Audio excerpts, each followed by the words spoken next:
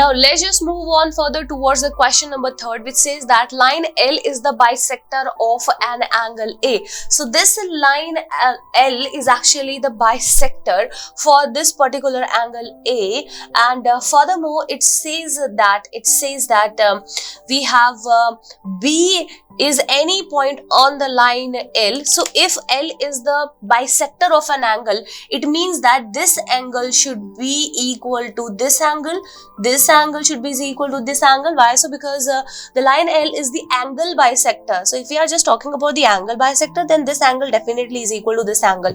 Now furthermore it says that B is any point on L. We can see that B is any point on L such that we have perpendiculars from the point B to the arms of AB. We can see over here. Now we have to show that the APB is congruent to AQB. APB is congruent to AQB. So let's just start proving that these two triangles are congruent to each other or not. So let us suppose if I'm just starting with the solution of the very first part. So first of all, we can say that in the triangle APB and the triangle AQB, so the very first condition we have is nothing but the angle BAQ is equal to the angle BAP. Why? So because we know that L is the angle bisector. L is the angle bisector of angle A. It means that the two angles should be equal to each other. And now furthermore we know that the AB is actually is equal to, or BA is actually is equal to BA. Furthermore we know that BA is actually is equal to BA, which is nothing but a common arm,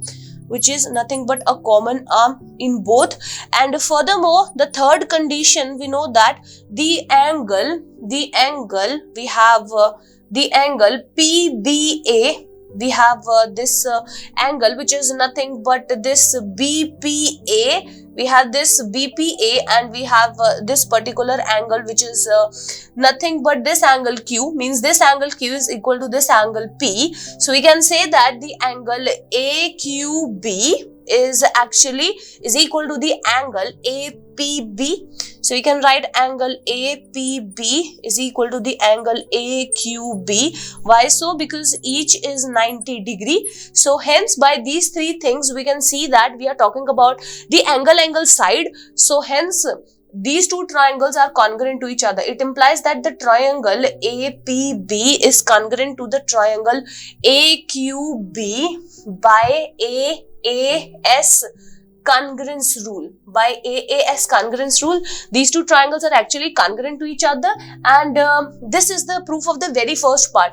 Now if they are congruent to each other, then we can say that by CPCT we can say that BP is equal to BQ by CPCT, which leads us towards our second part. In the second part we have to prove that BP is equal to BQ is equidistant from the arms of angle A. So since we know that BP is equal to BQ by CPCT, it implies that the distance of B from P and Q are equal, and if the distance are equal, it implies that it is equidistant.